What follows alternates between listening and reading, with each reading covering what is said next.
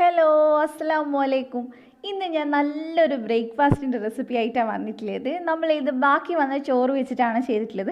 ചുമ്മാ ഒന്ന് ട്രൈ ചെയ്ത് നോക്കിയാണ് സംഭവം അടിപൊളി ടേസ്റ്റാണ്, എല്ലാവർക്കും ഇഷ്ടമായിട്ടുണ്ട്. അപ്പോൾ നിങ്ങൾക്ക് കൂടി ഷെയർ ചെയ്യാമെന്ന് വിചാരിച്ചു. നമുക്ക് സിമ്പിളായിട്ട് ചെയ്തെടുക്കാൻ പറ്റുന്നതാണ്, കുറേ ഇൻഗ്രീഡിയൻസ് ഒന്നും ആവശ്യമില്ല. അപ്പോൾ ഇങ്ങനെ ചെയ്ത് കൊടുക്കുകയാണെങ്കിൽ കുട്ടികളൊക്കെ എന്തായാലും കഴിക്കുകയും ചെയ്യും. അപ്പോൾ എല്ലാവരും ഒന്ന് ട്രൈ ചെയ്യാം. നമുക്ക് വീഡിയോയിലോട്ട് പോവാം. അപ്പോൾ ഇതിന് വേണ്ടി ഞാനിവിടെ 1.5 കപ്പ് ചോറാണ് എടുത്തിട്ടുള്ളത്. നിങ്ങൾക്ക് ബാക്കിയായ ചോറോ അല്ലെങ്കിൽ ഫ്രഷ് ആയിട്ടുള്ളതോ ഏത് വേണമെങ്കിലും എടുക്കാം. അത് വെള്ളം ഒഴിച്ച് വെച്ചിട്ടുള്ള ചോറ് എടുക്കാണ്ടിരിക്കുക. ബാക്കി വന്നിട്ടുണ്ടെങ്കിൽ ഫ്രിഡ്ജിൽ വെച്ചതിന് ശേഷം എടുക്കാൻ നോക്കുക. ഏത് അരിയുടെ ചോറായാലും കുഴപ്പമില്ല. എന്നിട്ട് നന്നായിട്ട് നമുക്കിതൊന്ന് അരച്ചെടുക്കാം. ഞാൻ ഇവിടെ മിക്സിയിലിട്ടിട്ട് നന്നായിട്ട് അരച്ചെടുത്തിട്ടുണ്ട്. ഒട്ടും വെള്ളം ചേർക്കാതെ വേണം അരച്ചെടുക്കാനായിട്ട്. അപ്പോൾ ഇനി നമുക്ക് ഇതിനകത്തോട്ട് ഗോതമ്പ് പൊടിയാണ് വേണ്ടത്. അപ്പോൾ ആദ്യം ഒരു 1/2 കപ്പ് ഗോതമ്പ് പൊടി നമുക്ക് ഇതിനകത്തോട്ട് ചേർത്ത് കൊടുക്കുക. പിന്നെ അതിനകത്തോട്ട് ആവശ്യത്തിന് ഉപ്പ് ചേർത്ത് കൊടുക്കുക. ഇനി നമുക്കിത് നന്നായിട്ട് മിക്സ് ചെയ്തെടുക്കണം. ഈ 1/2 കപ്പൊന്നും മതിയാവില്ല ഗോതമ്പ് പൊടി, അപ്പോൾ നമുക്ക് കുറച്ചുകൂടെ ചേർക്കേണ്ടി വരും. അപ്പോൾ നിങ്ങളെടുത്ത ചോറിനനുസരിച്ച് അളവ് കുറച്ച് വ്യത്യാസം വരും. അപ്പോൾ എപ്പോഴാണോ നിങ്ങൾക്ക് കറക്റ്റായിട്ട് ഒന്ന് ഉരുട്ടിയെടുക്കാൻ പറ്റുന്നത് അത്രയും ഗോതമ്പ് മാവ് ചേർക്കേണ്ടി വരും. ഞാനിവിടെ ഓൾമോസ്റ്റ് ഒരു 1/4 കപ്പ് ചേർത്തിട്ടുണ്ട്. അപ്പോൾ നിങ്ങൾ ആദ്യം 1/2 കപ്പ് ചേർത്ത് നോക്കുക. നന്നായിട്ട് കുഴച്ചെടുക്കുക. കയ്യിൽ നല്ലപോലെ ഒട്ടിപ്പിടിക്കും, കാരണം ചോറായതുകൊണ്ട് തന്നെ അറിയാമല്ലോ, കയ്യിൽ നല്ലോണം ഒട്ടിപ്പിടിക്കും. പക്ഷെ ഒട്ടിപ്പിടിക്കാതെ നമുക്കൊന്ന് ചെറുതായിട്ട് ഉരുട്ടിയെടുക്കാൻ പാകത്തിന് ഇച്ചിരി ആയിട്ട് പിന്നെ ഗോതമ്പ് പൊടി ചേർത്തിട്ട് ഒന്ന് മിക്സ് ചെയ്താൽ മതി. അപ്പോൾ ഞാനിത് വീണ്ടും ഒരു 1/4 കപ്പ് ചേർത്തിട്ടുണ്ട്. അപ്പോൾ ടോട്ടൽ 1/4 കപ്പാണ് എടുത്തിട്ടുള്ളത്. അവസാനമാകുമ്പോൾ നമുക്കൊന്ന് കൈ ഒന്ന് നന്നായിട്ട് എണ്ണ തടവിയതിന് ശേഷം മിക്സ് ചെയ്തെടുക്കുകയാണെങ്കിൽ കുറച്ചും കൂടി എളുപ്പത്തിൽ നമുക്ക് ചെയ്തെടുക്കാൻ പറ്റും.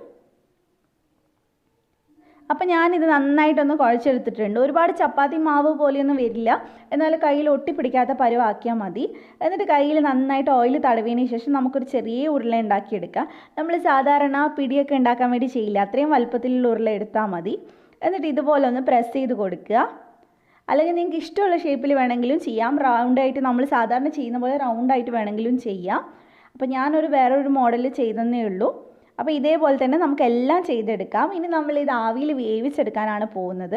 അപ്പോൾ ഒരു സ്റ്റീമറിനകത്ത് ഞാൻ നന്നായിട്ട് എണ്ണയൊക്കെ തടവി അതിനകത്തോട്ട് ഇത് വെച്ചിട്ടുണ്ട്. ഇനി നമുക്കിതൊന്ന് വേവിച്ചെടുക്കണം. ഇത് നമുക്കങ്ങനെ ഒത്തിരി നേരമൊന്നും വേവിക്കേണ്ട ആവശ്യമില്ല. അപ്പോൾ ഞാനിവിടെ സ്റ്റീമറിൽ കുറച്ച് വെള്ളം ചൂടാൻ വെച്ചിട്ടുണ്ട്. അതിൻ്റെ മേലെ നമുക്കിത് വെച്ചിട്ട് ഒന്ന് അടച്ച് വെക്കാം. ഒരു 10 മിനിറ്റ് ഒരു മീഡിയം ഫ്ലെയിമിൽ വേവിച്ചെടുത്താൽ മതി. അപ്പോൾ അതേ 10 മിനിറ്റ് ഞാനൊന്ന് വേവിച്ചെടുത്തിട്ടുണ്ട്. ഇനി ചൂടാറിയതിന് ശേഷം നമുക്കതെടുത്ത് മാറ്റാം. ഇനി ഇതിനകത്തോട്ടുള്ള മസാല റെഡിയാക്കുകയാണ്. അപ്പം ഞാനിവിടെ കുറച്ച് വെളിച്ചെണ്ണ ഒഴിക്കുന്നുണ്ട്. നിങ്ങളുടെ കയ്യിൽ വെളിച്ചെണ്ണ ഉണ്ടെങ്കിൽ എടുക്കാം, അല്ലെങ്കിൽ സാധാ ഓയിൽ എടുത്താലും മതി. അതിനകത്തോട്ട് നമുക്ക് ഒരു 1/2 ടീസ്പൂൺ കടുക് ചേർത്ത് കൊടുക്കാം. കടുക് നന്നായിട്ട് പൊട്ടുന്ന സമയത്ത് നമുക്ക് അതിനകത്തോട്ട് കുറച്ച് കറിവേപ്പില ചേർത്ത് കൊടുക്കാം. കറിവേപ്പില റെഡിയാവുന്ന സമയത്ത് നമുക്ക് അതിനകത്തോട്ട് കുറച്ച് ഇഞ്ചി വെളുത്തുള്ളി ചേർത്ത് കൊടുക്കുക. ഒരു 6 വെളുത്തുള്ളി, ഒരു കുഞ്ഞു കഷ്ണം ഇഞ്ചി ഉണ്ട്, അതൊന്ന് ചതച്ചിട്ടാണ് ചേർത്തിട്ടുള്ളത്. അപ്പോൾ അത് നന്നായിട്ട് നമുക്കൊന്ന് മൂപ്പിച്ചെടുക്കാം. ഇനി നമുക്ക് ഇതിനകത്തോട്ട് വേണ്ടത് സവാളയാണ്. ഒരു മീഡിയം സൈസുള്ള സവാള ഞാൻ ചെറുതായിട്ട് കട്ട് ചെയ്ത് ചേർത്തിട്ടുണ്ട്. നിങ്ങൾക്ക് മസാല ഒരുപാട് വേണമെങ്കിൽ മീഡിയം സൈസുള്ള ഒരു 2 സവാള വേണമെങ്കിലും എടുക്കാം. നന്നായിട്ട് നമുക്ക് ഉപ്പിട്ടിട്ട് ഇതൊന്ന് വഴറ്റിയെടുക്കാം. നന്നായിട്ട് വഴറ്റിയെടുക്കാൻ നോക്കുക. ഈ ഒരു അളവിൽ ചെയ്യുകയാണെങ്കിൽ നമുക്ക് ഏകദേശം ഒരു 3 പേർക്ക് കഴിക്കാനുള്ളത് ഉണ്ടാവും.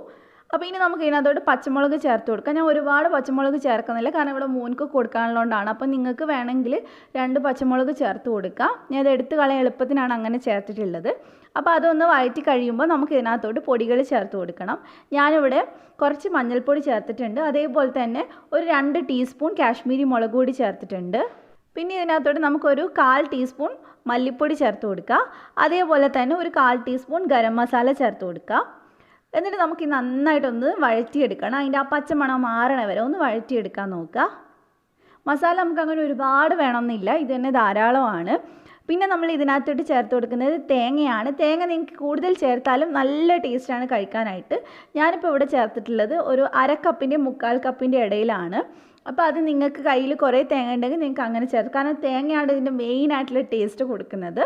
അപ്പോൾ ജസ്റ്റ് ഒന്ന് മിക്സ് ചെയ്തതിന് ശേഷം നമുക്ക് ഇതിനകത്തോട്ട് ഒരു 1/2 കപ്പ് വെള്ളം ഒഴിച്ചു കൊടുക്കാം. ചൂടുവെള്ളം ഒഴിക്കാൻ നോക്കുക. ഇനി നമുക്കിത് നന്നായിട്ടൊന്ന് മിക്സ് ചെയ്തെടുക്കുക. അതിന് ശേഷമാണ് നമ്മൾ ഇതിനകത്തോട്ട് നമ്മൾ ഉണ്ടാക്കി വെച്ചിട്ടുള്ള ബോൾസ് ചേർത്ത് കൊടുക്കുന്നത്. അപ്പോൾ നന്നായിട്ട് നമുക്കിതൊന്ന് മിക്സ് ചെയ്തെടുക്കാം. ഇങ്ങനെ ചെയ്യുവാണെങ്കിലാണ് നമുക്ക് നന്നായിട്ട് അതിൽ മസാല പിടിച്ച് കിട്ടുന്നത്. അപ്പോൾ ഇങ്ങനെ തന്നെ ചെയ്യാൻ നോക്കുക. അപ്പോൾ അതേ ഞാൻ എല്ലാം ഇതിനകത്തോട്ട് ചേർത്ത് കൊടുത്തിട്ടുണ്ട്. ഇനി നമുക്ക് മിക്സ് ചെയ്യാം. മിക്സ് ചെയ്യുമ്പോൾ ഇത് എവിടെയും പിടിക്കാത്ത പോലെ തോന്നും, ഭയങ്കര വെള്ളം പോലെ തോന്നും. പക്ഷേ ഇത് വറ്റി വരുന്ന സമയത്തേക്ക് നല്ല കട്ടിയായിട്ട് വരും, നന്നായിട്ട് മസാലയൊക്കെ ഇതിൽ പിടിച്ചിരിക്കും. അപ്പോൾ നമുക്കിത് നന്നായിട്ട് മിക്സ് ചെയ്തതിന് ശേഷം ഒരു ലോ ടു മീഡിയം ഫ്ലെയിമിൽ ഇതൊന്ന് വേവിച്ചെടുക്കണം. നന്നായിട്ട് തിക്കാവുന്നത് വരെ ഒന്ന് റെഡിയാക്കി എടുത്താൽ മതി. അപ്പോൾ ഇപ്പോൾ ഈ ഒരു കൺസിസ്റ്റൻസിയാണ് ഉണ്ടാവുക. ഇപ്പോൾ ഏകദേശം ഒന്ന് മിക്സായി വന്നിട്ടുണ്ട്. നല്ല അടിപൊളിയായിട്ട് തേങ്ങയൊക്കെ നന്നായിട്ട് ഇതിൽ പിടിച്ചിരിപ്പുണ്ട്, മസാലയും നല്ലോണം പിടിച്ചിട്ടുണ്ട്. ഇനി നിങ്ങളുടെ കയ്യിൽ മല്ലിയില ഉണ്ടെങ്കിൽ ഈ സമയത്ത് മല്ലിയില കട്ട് ചെയ്ത് ചേർത്ത് കൊടുക്കാം. എൻ്റെ കയ്യിൽ ഉണ്ടായിരുന്നില്ല, അതുകൊണ്ടാണ് ചേർക്കാത്തത്. അപ്പോൾ അതേ ഇത്രയേ ഉള്ളൂ. നല്ല ചൂടോടെ തന്നെ വിളമ്പാൻ നോക്കുക, കാരണം ചൂടോടെ കഴിക്കുമ്പോഴാണ് കൂടുതൽ ടേസ്റ്റ് ഉണ്ടാവുക. അപ്പോൾ ഇതുപോലെ തന്നെ ഞാൻ ബാക്കി വന്ന ചോറ് വെച്ച് കുറേ റെസിപ്പീസ് ഇട്ടിട്ടുണ്ട്, അതിൻ്റെ ലിങ്ക് ഞാൻ ഡിസ്ക്രിപ്ഷനിൽ കൊടുക്കുന്നുണ്ട്. അപ്പോൾ എല്ലാവരും ഇത് പെട്ടെന്ന് തന്നെ ട്രൈ ചെയ്യുക, എന്നിട്ട് ഫീഡ്ബാക്ക് പറയുക. നിങ്ങൾക്ക് റെസിപ്പി ഇഷ്ടമായിട്ടുണ്ടെങ്കിൽ ഒന്ന് ലൈക്ക് ചെയ്യുക, ഷെയർ ചെയ്യുക. അതുപോലെ തന്നെ ആദ്യമായിട്ട് കാണുന്ന ആരെങ്കിലും ഉണ്ടെങ്കിൽ ഒന്ന് ചാനൽ സബ്സ്ക്രൈബ് ചെയ്യുക, എന്നിട്ട് തൊട്ടടുത്തുള്ള ബെല്ല് ക്ലിക്ക് ചെയ്ത് ഓളോട് ക്ലിക്ക് ചെയ്യുക.